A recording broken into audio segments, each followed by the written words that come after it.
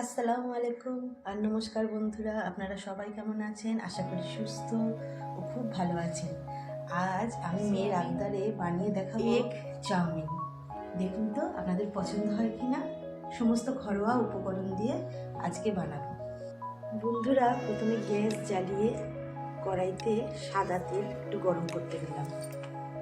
এবার ওই তেলে পেঁয়াজ কুচি, লঙ্কা কুচি,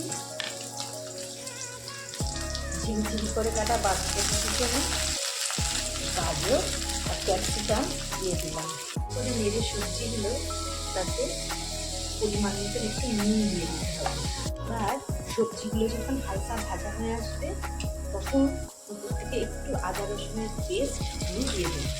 এবার সিদ্ধ করে ভেজে রাখা নুন দিয়ে সাদা তেলে ভেজে রাখা সোয়াবিনগুলো আমি কড়াইয়ের মধ্যে দিয়ে দিলাম।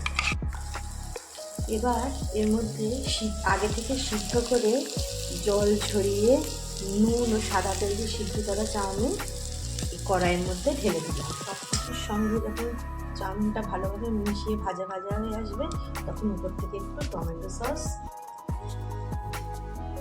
পরিমাণ মতন সয়া সস, পরিমাণ মতন চিলি সস দিয়ে এবার চাউমিনটার মধ্যে একটুখানি গোলমরিচ গুঁড়ো দিয়ে দিতে হবে।